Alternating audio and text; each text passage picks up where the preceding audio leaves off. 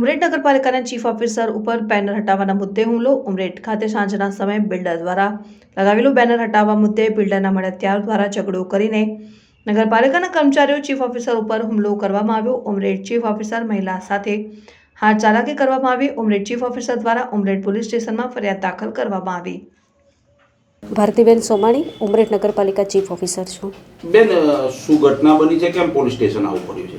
આજે સાંજે 4:30ના જે સમય દરમિયાન નગરપાલિકાના કર્મચારીઓ દ્વારા અમે દબાણ શાખાની જે નિયમિત કામગીરી હોય છે એ રેગ્યુલરપણે જે અમે લોકો કરતા હોઈએ છીએ એ અનુસંધાને જ નગરપાલિકાની પ્રિમાઇસીસમાં બે અનધિકૃત જે પરવાનગી લીધા વગરના જે બેનરો મારેલા હતા, હોર્ડિંગ્સ મારવામાં આવેલા હતા, જે કોન્ટ્રાક્ટરના કોઈ આવાસના જે હશે એના એ શાખાના હતા.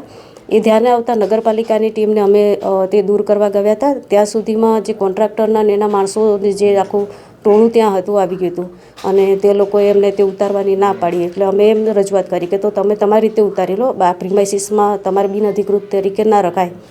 તો એ ટોળાએ ઉશ્કેરાવીને એમ કીધું કે આ તો બોર્ડ અહીંયા જ રહેશે અને અમારી સાથે બી બીભત્સ વર્તન કર્યું છે અને છેલ્લે પછી મારામારી પણ અમારી સાથે કરી છે.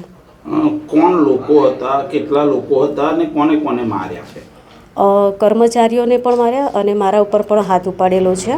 અને એ લોકોમાં જે નામ છે મને અજાણ છે, પણ એથી આજુબાજુથી જે કર્મચારીઓ છે એ લોકો તેને ઓળખે છે અને નામ મને થોડો ખ્યાલ નથી. એક મુસાભાઈ છે, મુસાભાઈ કંઈક નામ જે છે મારી સાથે વધારે ખરાબ વર્તન કરે છે. અને જે જુનેદભાઈ કે એવું કંઈક નામ છે, જાહિદભાઈ છે, એણે મારા ઉપર હુમલો કર્યો છે.